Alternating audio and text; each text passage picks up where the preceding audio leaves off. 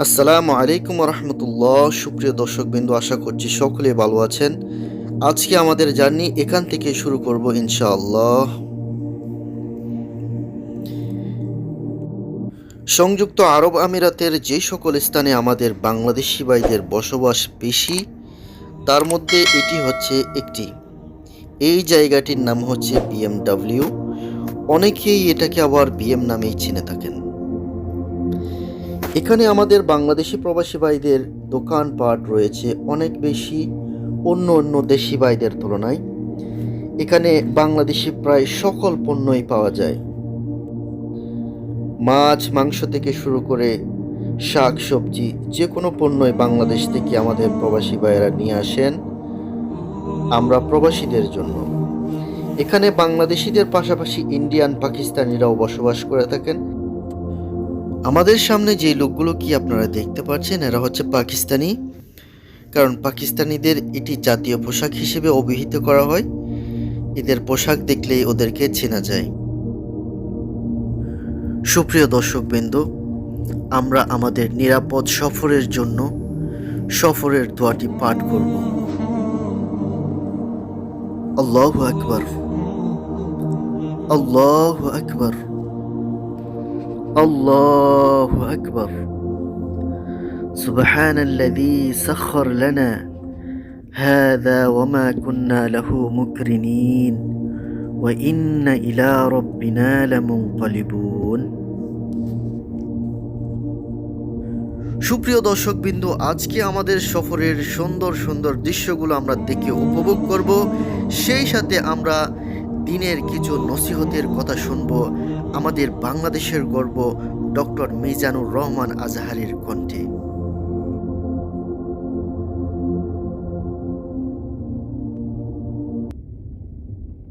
আল্লাহ আজকের প্রোগ্রামকে তুমি কবুল করো। আমরা আজকে যে বইটা থেকে কয়েক মিনিট কথা শুনবো, বলেন তো বইটার নাম কি? সবাই বলবেন কি নাম? এই কোরআনের মাজলিসে আসতে পারলে ভালো লাগে? তাহলে আসুন আল্লাহর দরবারে আমরা শুকরিয়া জানাই। আমরা পড়ে নেই কালিমাতুশ শুকর, আলহামদুলিল্লাহ। এই কিতাবটা এসেছে আমাদেরকে হেদায়েত দেওয়ার জন্য, আমাদেরকে পথ দেখানোর জন্য। পথ দেখায় শুধু একজন, তিনি কে? বিশ্বনবী বলেন, ইন্নাকা লা তাহদি মান আহবাবতা ওয়ালাকিন্নাল্লাহা ইয়াহদি মান ইয়াশা। ও নবী, আপনি যাকে চান তাকে আপনি হেদায়েত দিতে পারবেন না, কারণ হেদায়েত দেওয়ার নিরঙ্কুশ ক্ষমতা একজনের হাতে, তিনি কে? বিশ্বনবী যদি হেদায়েত দেওয়ার মালিক হতেন, তাহলে তো বিশ্বনবীর চাচা আবু তালেবকে হেদায়েত করে দিতেন। পারছিলেন? যেই চাচা আবু তালেব বিশ্বনবীকে সবসময় শেল্টার দিয়েছে, বাবার মতো লালন পালন করেছে, সে আবু তালেবের কপালে হেদায়েত জোটে নাই। ইন্তেকালের সময় বিশ্বনবী বারবার বলছিলেন, চাচা একবার বলেন আশহাদু আল্লা ইলাহা ইল্লাল্লাহ ওয়া আশহাদু আন্না মুহাম্মাদুর রাসূলুল্লাহ, একবার বলেন, বাকি বিতর্ক করার দায়িত্ব আল্লাহর সাথে আমার। আবু তালেব বললেন, আলা মিল্লাতি আব্দুল মুত্তালিব, বুখারীর বর্ণনা। উনি বললেন, আমি আব্দুল মুত্তালিবের শিরকি ধর্মের উপর আমার জীবন ত্যাগ করে শেষ নিঃশ্বাসটা ত্যাগ করলাম। বিশ্বনবী হেদায়েত করে দিতে পারে নাই। পৃথিবীতে অনেক বাবা ছিল নবী, ছেলের হেদায়েত হয় নাই, আছে না নাই? সাইয়েদনা নূহ আলাইহিস সালাম আল্লাহর নবী, কিন্তু ছেলে কানানের হেদায়েত জুটেছে? জুটে নাই। অনেক ছেলে ছিল নবী, বাবার হেদায়েত হয় নাই। সাইয়েদনা ইব্রাহিম আল্লাহর নবী ছিল না? কথা বলেন, কিন্তু বাবার হেদায়েত হয়েছে? হয় নাই। অনেক স্বামী ছিল নবী, স্ত্রীর নসিবে হেদায়েত জুটে নাই। সাইয়েদনা লূত আলাইহিস সালাম আল্লাহর নবী, পয়গম্বর, কিন্তু স্ত্রীর হেদায়েত জুটে নাই। আবার অনেক স্ত্রী ছিল আল্লাহর ওয়ালি, প্রিয় ভাজন বান্দি, কিন্তু স্বামীর হেদায়েত হয় নাই। আসিয়া, হ্যাঁ, ইমরাতু ফিরাউন, ফিরাউনের বউ আসিয়া। গোটা বিশ্বের মুমিন নারীদের মডেল আল্লাহ এই কাফেরের বউকে বানিয়ে দিয়েছে। পৃথিবীতে কিয়ামত অবধি যত মুমিন নারীরা আসবে, সব মুমিন নারীদের মডেল কাফেরের বউ। সুবহানাল্লাহ কইতে মনে যায় না? ফিরাউনের নসিবে হেদায়েত জুটে নাই, কারণ হেদায়েত দেয় কে? আমরা আল্লাহর কাছে হেদায়েত কামনা করি, আমরা যেন সব সময় হেদায়েতের উপর থাকি। আরে হেদায়েতের দোয়া কিন্তু আমরা প্রতিদিন করি। বিষ্ণুবী শিখিয়েছেন, হেদায়েতের দোয়া করো, সালাতে পড়ো, ইহদিনাস সিরাতাল মুস্তাকিম। ও Allah, show us the right path, show us the correct path, show us the middle path. Allah আমাদেরকে আত-তারিক আল ওয়াসাতি, মিডল পাথ দেখান, সোজা সরল পথ দেখান, যে পথে একবার উঠবো পথটা শেষ হয়ে যাবে জান্নাতুল ফেরদাউসের ভিতরে। পড়েন সুবহানাল্লাহ। তো এই জন্যই কোরআন এসেছে আমাদেরকে হেদায়েত দিতে। এই কোরআনকে আল্লাহ তাআলা আমাদের কাছে নাজিল করেছে যাতে আমরা মানুষের মতো মানুষ হই। কি হই? মানুষ হই। এখন অনেকে বলতে পারেন, হুজুর তাইলে আমরা কি মানুষ না? বলা হয় যে বাড়ছে জনসংখ্যা, কমছে মানুষ। বাড়ছে কি কমছে? তার মানে আমরা চোখে যা দেখি সবগুলা মানুষ না, সবগুলা এগুলো জনসংখ্যা। বাড়ছে জনসংখ্যা, কমছে মানুষ। গরুর পেট থেকে বেরোলে ওটা গরু হয়ে যায়, ছাগলের পেট থেকে বেরোলে ওটা ছাগল হয়ে যায়, কিন্তু মানুষের পেট থেকে বেরোলে ওটা মানুষ হয় না, ওটার মানুষ করতে হয়, ওটার মানুষ বানাতে হয়। আবার গরুরে কেউ কোনোদিন বলে না তুই গরুর মতো গরু হ, ছাগল রে কেউ কোনোদিন বলছে ছাগলের মতো ছাগল হ, কিন্তু মানুষকে বলে তুই মানুষের মতো মানুষ হ। মানুষের মতো মানুষ বানানোর জন্য এই কিতাবকে নাজিল করেছে কে? এই কিতাবের preface of the book, introductory সূরা হচ্ছে সূরাতুল ফাতিহা, মানে ভূমিকা সূরা। এই ভূমিকা বাদ দিলে এরপরে সর্বপ্রথম কোরআনের সূরা কোনটা? বাকারা, মানে কি? গাভী। আর সর্বশেষ সূরা আন-নাস। নাস মানে কি? মানুষ। আল্লাহ বুঝাতে চাইলেন তোমার মধ্যে পশুত্বের যে প্রবৃত্তি আছে, কোরআনটা শুরু থেকে পড়তে পড়তে শেষ পর্যন্ত পৌঁছালে সেটা ডিলিট হয়ে তুমি আসল মানুষ হয়ে যাবা। এজন্য মানুষের মতো মানুষ হতে হবে। মানুষকে আল্লাহ এত কোয়ালিটি, এত ক্যাপাবিলিটি দিয়েছে, মানুষ যখন শ্রেষ্ঠ হয় সে শ্রেষ্ঠত্বে ফেরেশতাকে ছাড়িয়ে যায়। আবার মানুষ যখন নিকৃষ্ট হয় সে পশুত্বকেও হার মানায়। মানুষ ভালো হলে সে ফেরেশতার চেয়েও ভালো। সুবহানাল্লাহ পড়েন। বিশ্বনবী সাল্লাল্লাহু আলাইহি ওয়াসাল্লামকে নিয়ে সাইয়েদনা জিবরাইল মিরাজে গেলেন। একটা নির্ধারিত জায়গা সিদরাতুল মুনতাহা, বর্ডার এরিয়া। ওখানে এসে বিশ্বনবীকে বলে, আল্লাহ আর তো আমি যেতে পারবো না, এটা হচ্ছে আমার লাস্ট ডেস্টিনেশন, এর উপরে কোনোদিন আমি যাই না। এই যে আপনার কাছে 23 বছর কোরআনের আয়াতগুলো এসে এসে নাজিল করেছি, আমি কিন্তু এইখানে এসে কান পেতে আল্লাহর কথা শুনেছি, আর আল্লাহ যা বলেছে এটা নিয়ে আপনার দরবারে হাজির হয়েছি। আমিও আজ পর্যন্ত আল্লাহরে দেখি নাই। সুবহানাল্লাহ পড়েন। নবী গো, এই বর্ডার এরিয়ার উপরে আমি আর যেতে পারবো না। আল্লাহ অনেকগুলো পাখা আমাকে দিয়েছে, 1 ইঞ্চি উপরে যদি পারমিশন ছাড়া যেতে চাই আমার পাখাগুলো সব আল্লাহ জ্বালিয়ে দিবে। এখন থেকে খেলা শুরু আপনার, আপনি যান। সুবহানাল্লাহ পড়েন। তাহলে মানুষ শ্রেষ্ঠ হলে সে শ্রেষ্ঠত্বে ফেরেশতাকে হার মানায়। সাইয়েদনা জিবরাইল হার মেনেছে না? জিবরাইল যেখানে শেষ, বিশ্বনবীর খেলা শুরু। সুবহানাল্লাহ পড়েন। আবার মানুষ যদি নিকৃষ্ট হয় সে পশুত্বকে হার মানায়, সে পশুর চেয়েও খারাপ হয়। বিশ্বাস করেন? আচ্ছা, আওয়াজ করে উত্তর দেন। একটা কুকুর আর একটা কুকুরকে মারছে, একটা সিংহ আর একটা সিংহকে মেরেছে, একটা হাতি আর একটা হাতিরে মারে। শুনছেন কোনদিন? কোনদিন শুনবেন? হাতি হাতিরে মারে না, কুকুর কুকুরে মারে না, কিন্তু মানুষ মানুষকে মারে কিনা? মারে না? মারে। একটা কুকুর আর একটা কুকুরকে মেরে 10 টুকরা করেছে, একটা হাতি আর একটা হাতিকে মেরে 15 টুকরা করছে। শুনছেন? একটা মানুষ শুধু আর একটা মানুষকে নৃশংসভাবে হত্যাই করে না, হত্যার পরে 10 টুকরা করে, 15 টুকরা করে, বস্তাবন্দি করে। চিল্লায় বলেন ঠিক কিনা? একটা কুকুর জনপদের সব কুকুরগুলোকে সাবার করে দেয় না, একটা হাতি ওই বনের সব হাতিকে শেষ করে দেয় না, কিন্তু মানুষ আগুন জ্বালিয়ে জনপদের পর জনপদ ছারখার করে দেয়, বোমা মেরে জনপদ উড়িয়ে দেয়। জাপানের 2টা শহর হিরোশিমা আর নাগাসাকি, দ্বিতীয় বিশ্বযুদ্ধের সময় ইউএস সোলজাররা বিমান থেকে 2টা বোমা মেরেছিল। হিরোশিমাতে লিটল বয়, নাগাসাকিতে ফ্যাট ম্যান। পারমাণবিক বোমা। যে পাইলটরা বোমা মারতেছে এরাও মানুষ, আর যাদেরকে মারার জন্য মারতেছে এরাও মানুষ। মানুষ মানুষকে এভাবে শেষ করে দেয়। এজন্য মানুষ ভালো হলে সে ফেরেশতার চেয়েও ভালো, মানুষ খারাপ হলে সে পশুর চেয়েও নিকৃষ্ট। উলাইকা কাল আনআম বাল হুম আদাল। ঠিক কি না? আল্লাহ বলেন তখন আর সে মানুষ থাকে না। ভালো হলে ফেরেশতাদের চেয়েও ভালো, নিকৃষ্ট হলে পশুদেরকেও সে হার মানায়। উলাইকা কাল আনআমি বাল হুম আদাল উলাইকা হুমুল গাফিলুন। তারা পশুর চেয়েও নিকৃষ্ট, তারা মানুষ তো নয়, তারা পশুও না, পশুর চেয়েও খারাপ। এজন্য আমাদের এই পশুত্বের প্রবৃত্তিকে আমাদের থেকে বের করে মানুষের মতো মানুষ বানানোর জন্য এই কোরআনটারে পাঠাইছে কে? এই কোরআন পড়লে আপনি মানুষের মতো মানুষ হবেন। এই পৃথিবীতে আসল মানুষের অভাব, ঠিক কি না? এই দুনিয়া এখন তো আর সেই দুনিয়া নাই, মানুষ নামের মানুষ আছে, দুনিয়া বোঝাই, সেই মানুষের ভিড়ে আমার আসল মানুষ নাই। আসল মানুষ নাই। তো কোরআন এসেছে আমাদেরকে আসল মানুষ বানাতে, আমরা যেন মানুষের মতো মানুষ হতে পারি। এজন্যই কোরআন এসেছে। কোরআন এসেছে আমাদেরকে ভদ্র, শিক্ষিত, মার্জিত, সিভিলাইজড, সভ্য বানাতে। কারণ কোরআন যারা পড়বে তারা মূর্খ থাকে না। কারণ কোরআনের প্রথম কথাই হচ্ছে educate yourself, educate your generation. তুমি তোমার নিজেকে শিক্ষিত করো, তুমি তোমার প্রজন্মকে শিক্ষিত বানাও, ঠিক কি না? কোরআনের প্রথম কথাটা কি বলেন তো? ইকরা মানে কি? সবাই বলেন ইকরা মানে কি? আল কোরআনের প্রথম বাণী পড়ো, আল হাদিসে নবীর কথা পড়ো। আল কোরআনের প্রথম বাণী পড়ো, আল হাদিসে নবীর কথা পড়ো। পড়ে পড়ে শেখো, শিখে শিখে তুমি তোমার নিজের জীবন গড়ো। চিল্লায় পড়েন আল্লাহু আকবার। এজন্য আমরা পড়ে পড়ে শিক্ষিত হতে চাই, মানুষের মতো মানুষ হতে চাই। ইনশাআল্লাহ পড়েন। এই কোরআন পড়লে আই গ্যারান্টি, আপনাকে গ্যারান্টি দিতে পারি আপনার ছেলে মানুষের মতো মানুষ হবে, ঠিক কি না? যারা মা বাবাকে বৃদ্ধাশ্রমে দিয়ে আসে, ওল্ড হোম আছে না বাংলাদেশে? হ্যাঁ, কুমিল্লায় আসেনি বৃদ্ধাশ্রম, শুনছেন? বানানোর জন্য চেষ্টা চলছে। ছেলে আমার মস্ত মালিক, মস্ত অফিসার, মস্ত ফ্ল্যাটে যায় না দেখা এ পারে ও পার, নানান রকম জিনিস আর আসবাব দামি দামি, সবচেয়ে কম দামি ছিলাম একমাত্র আমি।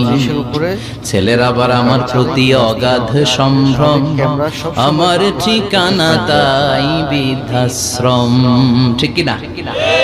এখন বৃদ্ধাশ্রম লাগে আমাদের, মা বাবাকে কাছে রাখতে চাই না। যে মা বাবা জীবন, যৌবন, অর্থ সব শেষ করলো আমাদের জন্য, সেই মা বাবাকে সাথে না রেখে বউয়ের পরামর্শে বৃদ্ধাশ্রমে দিয়ে আসে। এরকম ডাকাত আছে না নাই? যে মা বাবা, যেই লোকটা যারা মা বাবাকে বৃদ্ধাশ্রমে দেয়, ওর বৃদ্ধ বয়সে ওর কপালে বৃদ্ধাশ্রম জুটবে না। ও ভাঙ্গা থালা হাতে নিয়ে রাস্তায় ভিক্ষা করে খাবে, আমি লিখে দিলাম। চিল্লা এখন, ঠিক কিনা? এজন্য যারা শেষ জীবনে বৃদ্ধাশ্রমে থাকতে চান না, তারা ছেলেদেরকে এই বইটা একটু পড়ায় দিয়ে, এই বইটা শিখলে আপনার ছেলে আপনার বৃদ্ধাশ্রমে দিয়ে আসবে না। আপনার ছেলে মানুষের মতো মানুষ হবে। মানুষকে দিয়েছে আল্লাহ অসাধারণ সম্ভাবনা। এই পৃথিবীতে মানুষের চাইতে শক্তিশালী কেউ আছে? আমাদের গাড়ির গতিসীমা এখন 120 কিলোমিটার। রব্বুল আলামিন যখন পৃথিবী বানালেন, মহাবিস্ফোরণের মধ্য দিয়ে গোটা পৃথিবী যখন তৈরি হয়ে যায়, পুরো পৃথিবী থারথার করে কাঁপে। পৃথিবীর এই কাঁপুনিগুলোকে বন্ধ করার জন্য আল্লাহ পৃথিবীর ভিতরে 7টা টেকটনিক প্লেট বসিয়ে দিলেন। 7 tectonic plates create the mountain range. এখনো বিকেল শেষ হয়নি, 7টা প্লেট বসিয়ে দিয়েছে, মানে 7টা পেড়ে চারপাশে বসিয়ে দিয়েছে। লাইট পৃথিবী তৈরির পরে লাইট পৃথিবী কাঁপছে। মুসনাদ আহমদ ইবনে হাম্বলের বর্ণনা, আল্লাহ তাআলা পৃথিবীর ভিতরে পাহাড়কে পেড়ে হিসেবে ঢুকিয়ে দিলেন। এবার কাঁপাকাঁপি বন্ধ। সুবহানাল্লাহ পড়েন। ফেরেশতারা অবাক, ইয়া রাসূলুল্লাহ, ইয়া রাব্বাল আলামিন, এই পাহাড়ের এত শক্তি যে পৃথিবীর এই থারথার করে কাঁপুনিকে বন্ধ করে দিয়েছে। হাল মিন খালকিকা আশাদ্দা মিনাল জিবাল, ইয়া রব, আপনার সৃষ্টিকুলের মধ্যে পাহাড়ের চেয়ে শক্তিশালী কি কিছু আছে? আল্লাহ বললেন না, আছে। কি সেটা? আল্লাহ বললেন সেটা হচ্ছে আল হাদিদ, মানে লোহা। লোহা চিনেন? এই হাদিদ নামে, আল হাদিদ নামে আল্লাহর কোরআনে একটা সূরা আছে না নাই?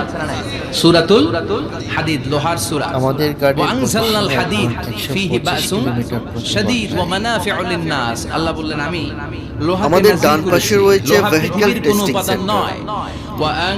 এখানে প্রতিটি বছর সকল গাড়ি টেস্ট করাতে হয় যে এই গাড়িটি রাস্তার উপর চলাচলের উপযুক্ত কিনা।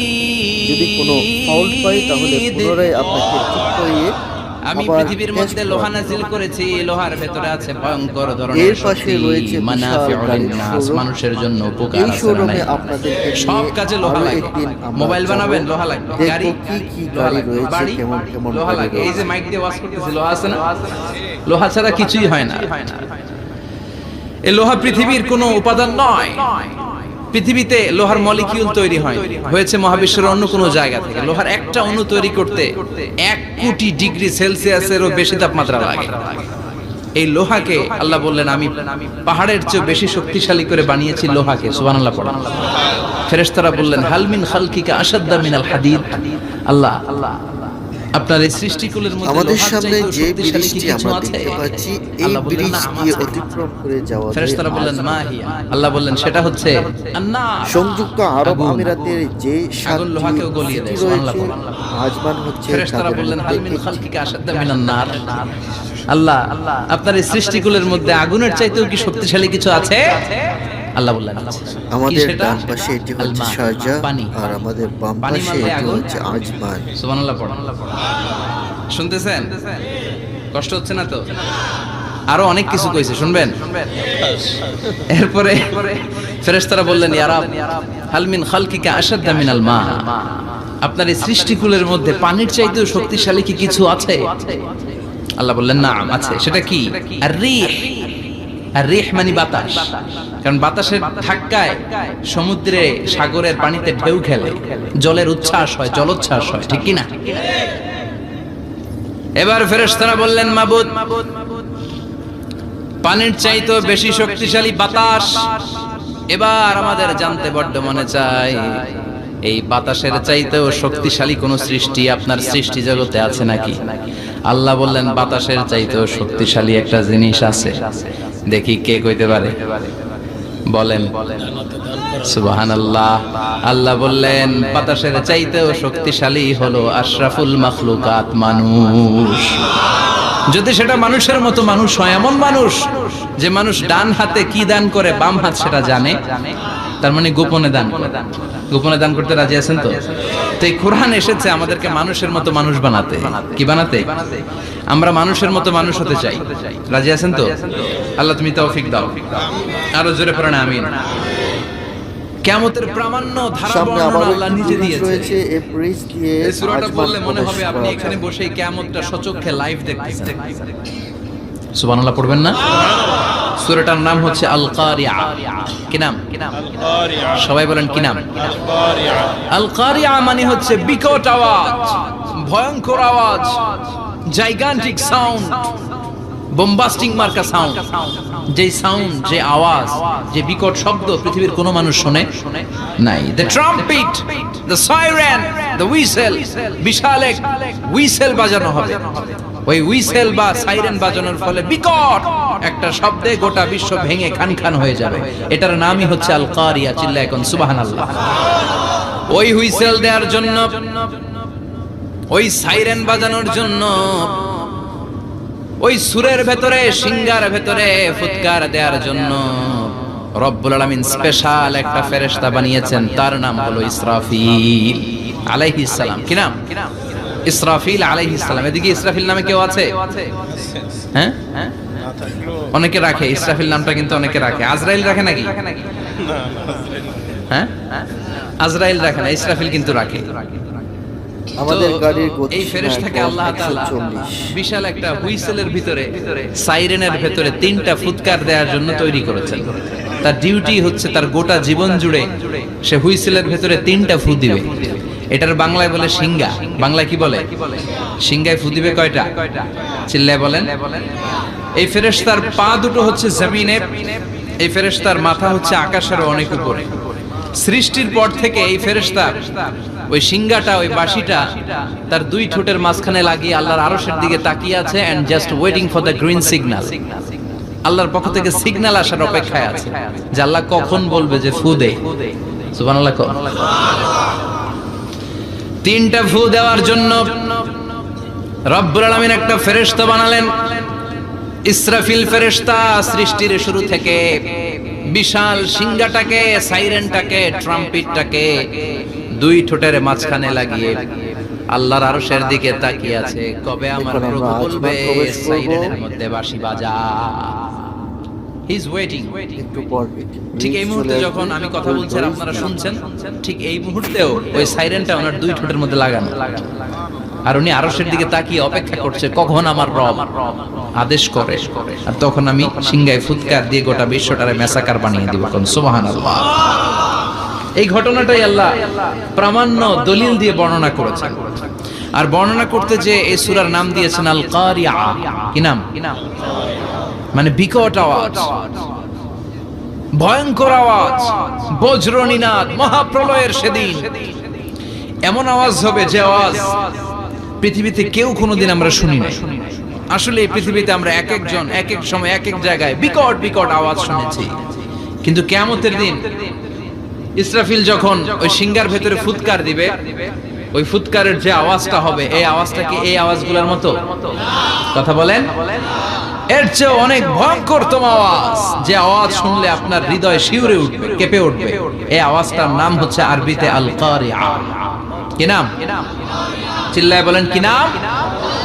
এজন্য আল্লাহ বললেন আল কারিআতু মাল কারিআতু ওয়া মা আদরাকা মাল কারিআ। সেদিনের আওয়াজটা হলো ভয়ঙ্কর আওয়াজ, ওই আওয়াজটার নাম আমি আল্লাহ দিয়েছি আল কারিআ। আল কারিআ মাল কারিআ ওয়া মা আদরাকা মাল কারিআ। তিনবার তিনি সূরার শুরুতে তিনবার এই শব্দটা উচ্চারণ করেছেন। কয়বার? কথা বলেন। তিনবার। যে কোনো জিনিস তিনবার যখন আমরা বলি, গুরুত্ব বোঝানোর জন্য বলি, বলি না? বিশ্বনবী মাঝে মাঝে কোন জিনিসের ইম্পর্টেন্স, সিগনিফিকেন্স, তাৎপর্য এবং গুরুত্ব বোঝানোর জন্য তিনবার বলতেন। কয়বার?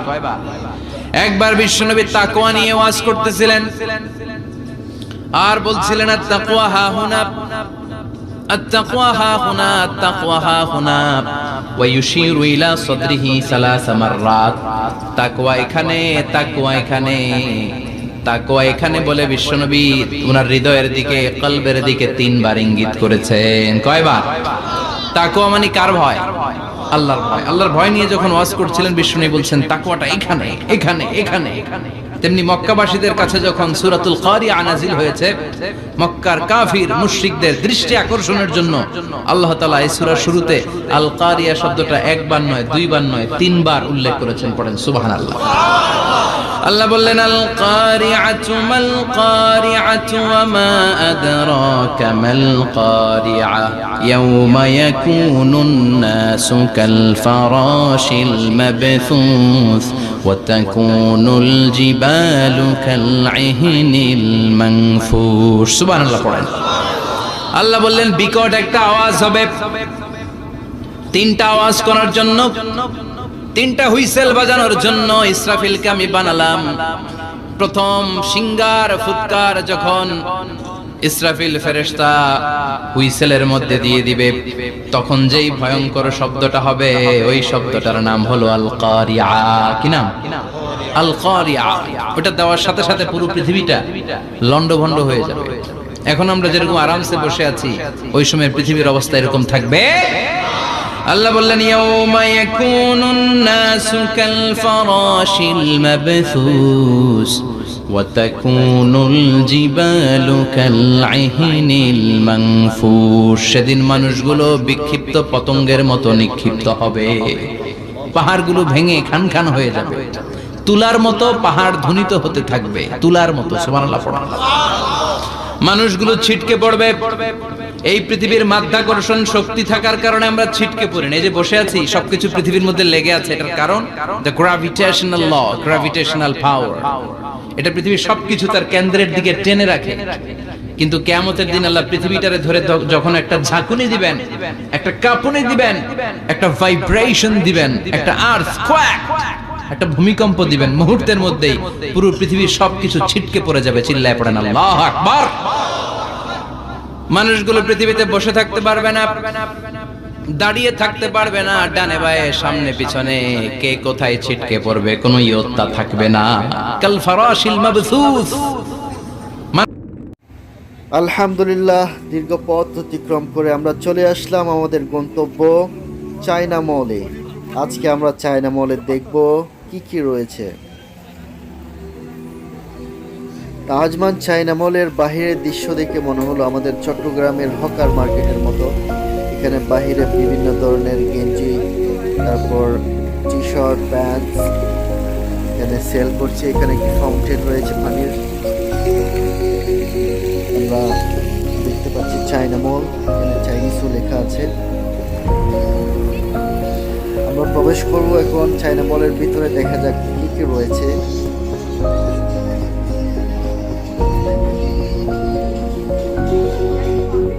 এটি প্রবেশ পথ আজমান চায়না মলে। এখানে তো ভালো মানুষ আছে আসার জন্য, এখানে প্রতিবন্ধীরাও আসেন।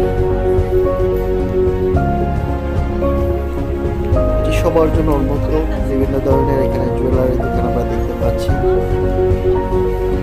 বিভিন্ন পোশাকের দোকান, মহিলাদের পোশাক, এখানে কসমেটিক্সের দোকান, টিকটকের জন্য এখানে লাইটও রয়েছে, মোবাইলের দোকান রয়েছে। আমরা দেখতে পাচ্ছি মহিলাদের জন্য বিভিন্ন পোশাকের দোকান।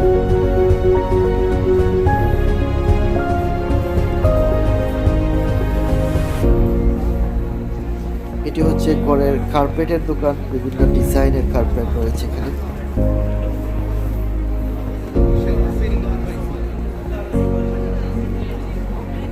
এটি হচ্ছে খাবারের দোকান, বিভিন্ন ধরনের নুডলস, চিপস দেখতে পাচ্ছি। আজকে শুক্রবার হিসেবে আমাদের বিভিন্ন বাংলাদেশি ভাইয়েরাও এখানে জমায়েত হয়েছে। এখানে আরবের কাস্টমাররাও আসেন, বিভিন্ন ধরনের ইন্ডিয়ান, পাকিস্তানিরাও আসেন শপিং করার জন্য, কেউ আসেন ঘুরতে।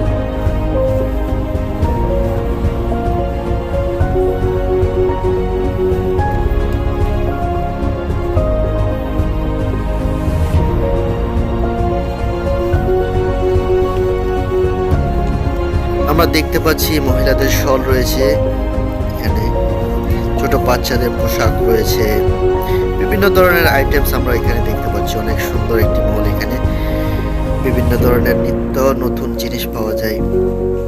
এখানে একটি মোবাইলের দোকান রয়েছে, এখানে হার্বাল প্রোডাক্টস, এটা সেল করে চাইনিজ হার্বাল প্রোডাক্টস। এটা জুয়েলারি শপ, বাচ্চাদের চকলেট। এটা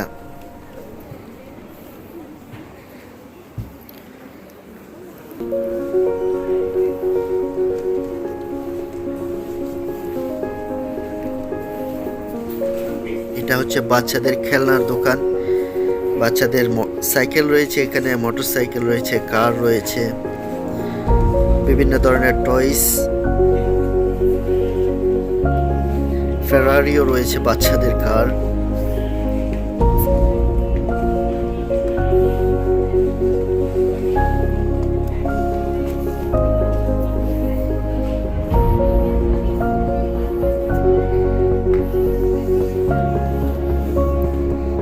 এটা হচ্ছে সিসিটিভি ক্যামেরার দোকান, ঘড়ির দোকান। এভরিথিং পাওয়া যায় এখানে চায়না মলের মধ্যে। আপনি চাইলে যে কোনো কিছুই পাইতে পারেন স্বল্প মূল্যে। এখানে পাইকারি দোকানও রয়েছে বিভিন্ন ধরনের। এটা বরকার দোকান।